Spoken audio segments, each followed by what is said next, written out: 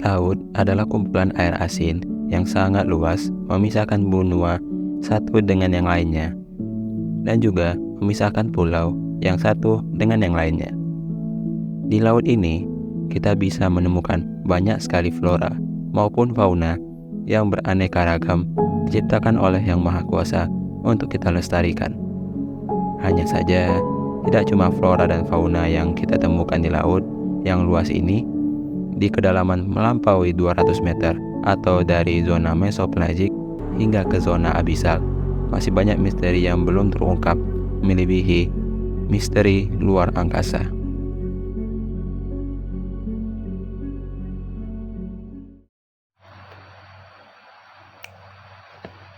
Assalamualaikum warahmatullahi wabarakatuh. Hi internet, my name is Muhammad Reza Maulana, but you can call me Reza. Dalam video ini kita akan membahas salah satu topik yang cukup menarik tentang laut, yakni laut lepas. Laut lepas ini merupakan Laut lepas ini merupakan sistem yang menopang hidup kita di bumi karena samudra itu begitu luas yang menutupi 2/3 dari bumi ini, dan itu hanya masih permukaan, belum sampai ke dasar. Dan juga oksigen yang kita hirup saat ini itu adalah merupakan hasil dari fotosintesis sebagian besar dari laut lepas sana, yang dari permukaan itu adalah tanaman mikroskopis yang melayang-layang di laut, yaitu fitoplankton. Fitoplankton ini, mereka itu menyatukan antara nutrisi dengan energi dari cahaya matahari itu untuk menjadi peran produsen primer di laut.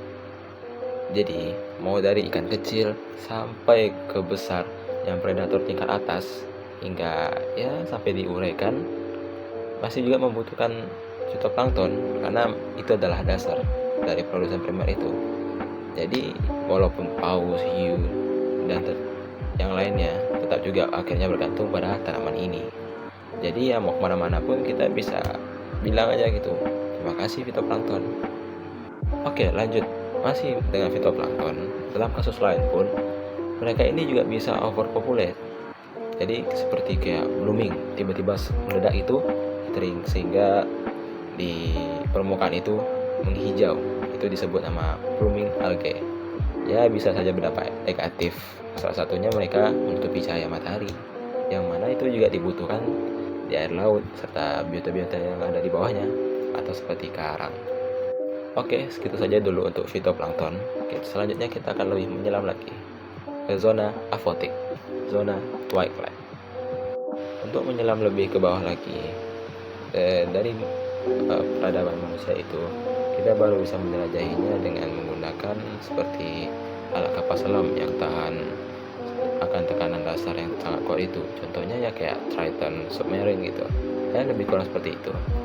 Rata-rata untuk kedalaman samudra itu kisaran hampir 4 km dan titik dasarnya itu lebih dari 10 km. Dunia yang asing dan lain ini adalah rumah bagi spesies misterius dengan bentuk ekosistem dan bentuk-bentuk yang berbeda dari yang lain, dari yang kita lihat biasanya. Seperti kita lihat sekarang, kalau laut lepas ini berbeda, laut ke dalam. Salah satu ikan yang kita bisa lihat dari ikan dasar ini, dia biasanya tuh kita bisa lihat karena dia terdampar, mungkin karena efek-efek dari ulah kita sendiri, yaitu ikan raja herring. Ikan yang ini tuh biasanya orang melihat ikan itu kayak berenang lurus atau di bawah-bawah saja, tapi kalau ikan ini dia itu bergerak melayang dengan sirip-siripnya berayun berirama gitu. Jadi sehingga dia bisa ke atas dan ke bawah secara mudah. Bang, jadi laut dalam itu kan nggak ada cahaya tuh. Terus kayak mana orang tuh dapat makanan? Nah, untuk makanan itu biasanya ada nama fenomenanya itu salju laut. Jadi seperti kayak material yang tersuspensi itu hanyut ke dalam laut gitu. Salju laut ini ya kayak seperti hujan bahan organik yang jatuh dari lapisan atas kolam air gitu. Jadi dari kolam air tuh hanyut ke dalam. Juga dikenal juga ketombe laut karena emang bentuk-bentuknya kayaknya emang seperti salju, memang seperti rontok rambutan kita, ketombe itu ya. Ya, partikel ini kecil-kecil, tidak mikroskopis juga, tapi dia bisa lebih besar dari 0,5 mm dan tenggelam dengan kecepatan yang tinggi. Oh gitu ya bang. Oke lah bang, thank you. Sama-sama Brody. Oh iya, dan jangan lupa juga kalau ikan itu kan pasti berumah. Dan uniknya di salah satu laut samudra sana di kedalaman Florida itu ada namanya karang laut dalam, yaitu Lovelia. Siapa yang nyangka ya, biasanya yang terumbu karang itu hidup di hari yang hangat dan cukup cahaya matahari. Tapi karang di sini tidak. Karena karang itu kan terbuat dari banyak hewan seperti anemon kan, memiliki polip gitu yang hidup dalam koloninya yang terhubung dengan tulang dari si karang. Nah, polip yang memiliki sel menyengat itu ada di tentakelnya gitu. Jadi dia tuh gimana cara dapat makanannya? Ya dia dapat dari hewan-hewan yang sangat kecil yang bisa ditangkap oleh polyps ini gitu. Itulah untuk makanannya dari si karang ini. Dari si polyps mentransfer ke makanannya ke karang. Mungkin segitu saja dari pembahasan video kali ini. Semoga saja ya kita lebih sadar tentang laut ini. Yang laut ini sebenarnya lebih luas dari yang apa yang kita kira.